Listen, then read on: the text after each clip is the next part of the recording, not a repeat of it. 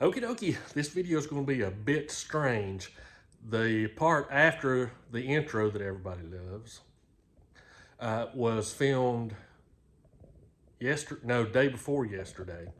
So as information came into me, I've needed to add this front part on to the video. Now, I talked to some officially unofficial people from the railroad, and I understand that contractors have either put in their estimates for rebuilding the loops, or there is a deadline for them to put in their estimates for rebuilding the loops, so NS can choose who they're going to get to assist them with the rebuilding of the loops.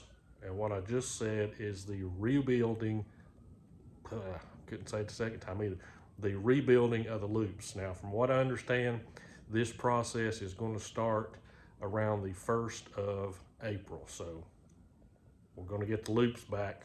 Now, when you watch the rest of this video, remind yourself this was a couple days ago. So anyway, let's hit that intro and watch a video.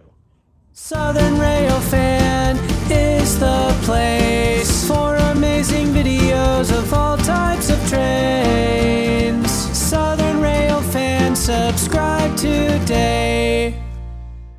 Okie dokie, had to run over to Johnson City to pick up some model trains that I bought, and I thought I'd stop by here at Irwin and kind of give you guys an update about the rebuild through the gorge. Not a lot going on today. A lot of the trains, rock trains, move on Sunday as far as going into the gorge, but I can show you some of the equipment and a little bit about downtown Irwin. I guess this is the heart of the operations for the rebuild. Some stuff's been coming up through Bostic and will continue to do that just for the geographical location of getting into where it needs to dump.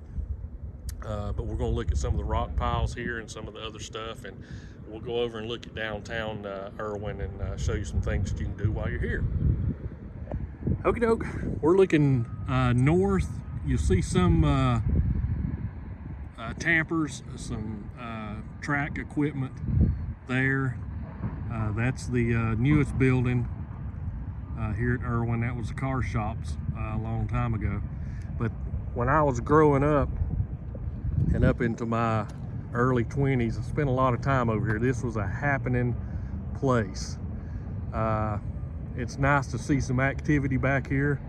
It's not the best activity, but it's activity. Now, we got some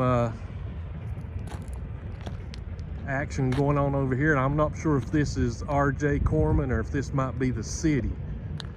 I'm not real sure about that, because that, what you're looking at right there, let me see if I can zoom in and look at this. That pile of riprap there, that's what the railroad's been loading onto trains and taking into the gorge. Now you see how big that pile is. That has been added, taken down to dirt, and added again. So that may be some railroad operations over there. That pickup you see going there, that is an R.J. Corman truck. So that may be some railroad rebuild operations there. I'm not sure. But like I say, this used to be the place to be if you were a Clinchfield fan, or CSX, or Seaboard, or Family Lines.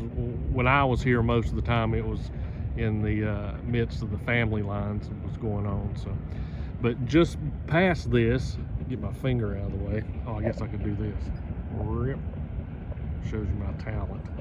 Now, past this train on down through there is a loaded ballast train, but if you get on down to there too far, it's the nuclear something another kind of operation down there.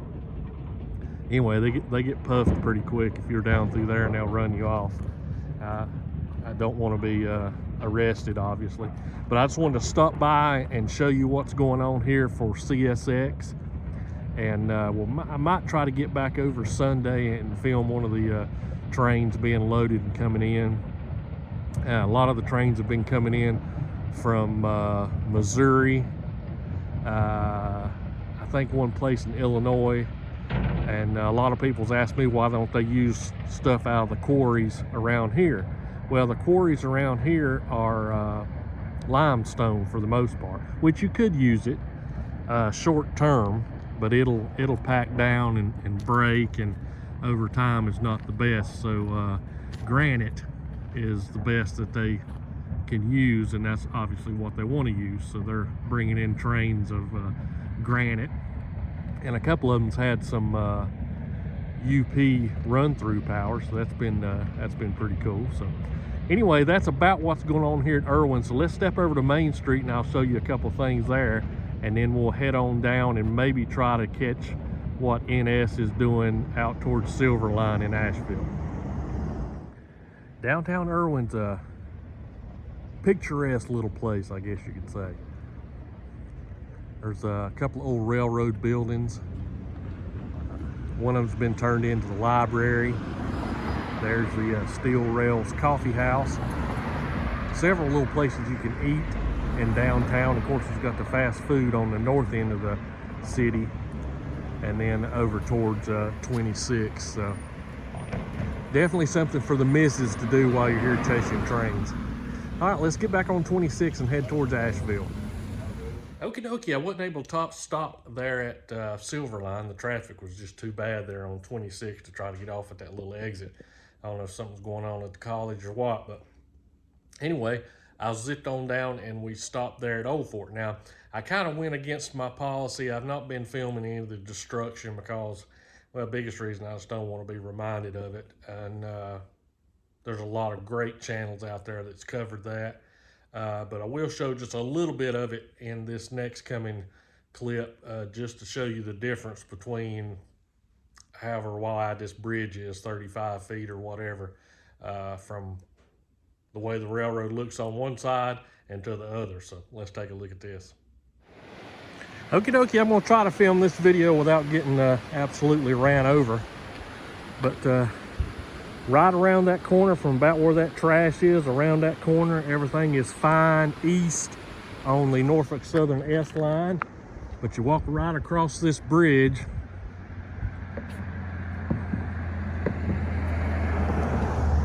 and it's just about total destruction from here to Grovestone.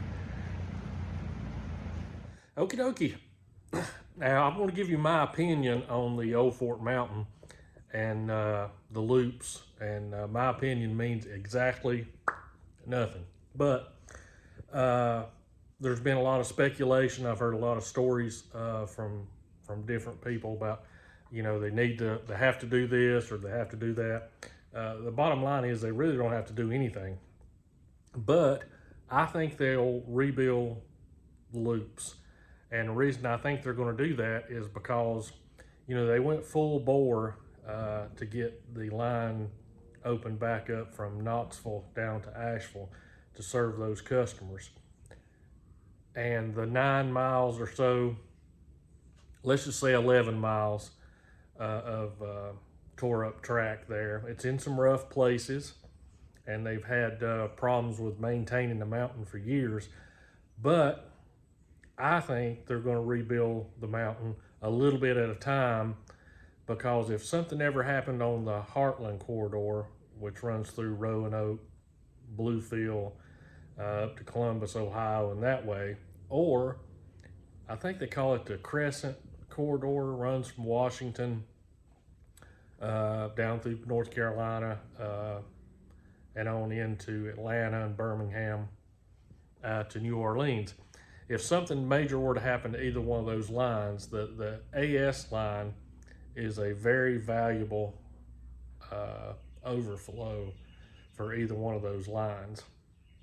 And it, you know, recently, relatively speaking, has had a lot of traffic on it. And it all depends on, too, whatever happens to Linwood Yard. But I think it is valuable enough for having Norfolk Southern rebuild it.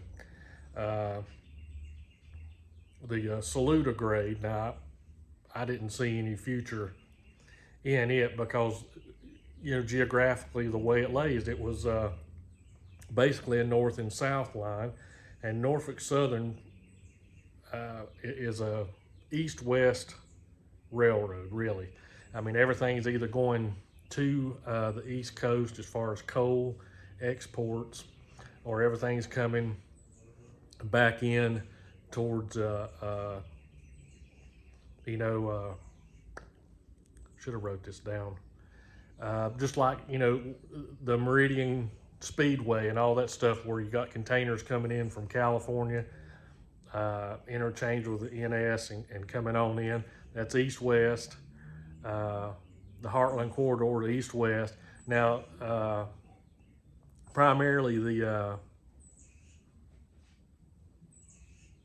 Crescent Corridor, fast forward, is on map-wise is north-south, but it does New York. It kind of comes around and goes back towards Louisiana, which again is east-west. So I think the AS line is going to be valuable enough to them to rebuild a little bit at a time. Now, as recently as yesterday, a friend of mine, Dalton, sent me a picture of a Toyota 4Runner high rail truck actually on the rail just right below the loops. I'm not sure how they got on that section of track, but and there's a lot of channels out there where you can see the actual devastation from Old Fort up through Grovestone, and there's a couple places that's really bad, but it's all rebuildable. It's nothing impossible, and it's not even as much damage lengthwise as CSX was looking at coming through the gorge there, where they're rebuilding. So we know the CSX is going to rebuild there, and I would bet that NS is going to rebuild the mountain, and it has nothing to do with passenger trains and has nothing to do with any kind of obligation of running anything else. I think they see the benefit as a secondary route for either one of those major lines that they've got, and that'll be the reason for them to rebuild. Like I say, is it going to be full bore like they were doing from Tennessee to Asheville? Probably not. Maybe just a little bit at a time, but I really think it's going to be rebuilt, and I'm looking forward to that. Anyway, like I said, I'm sorry about not having any trains on this video, but I thought while I was out and about in that area, I'd give you guys a little bit of an update. Thank you so much for watching, and I'll see you next time.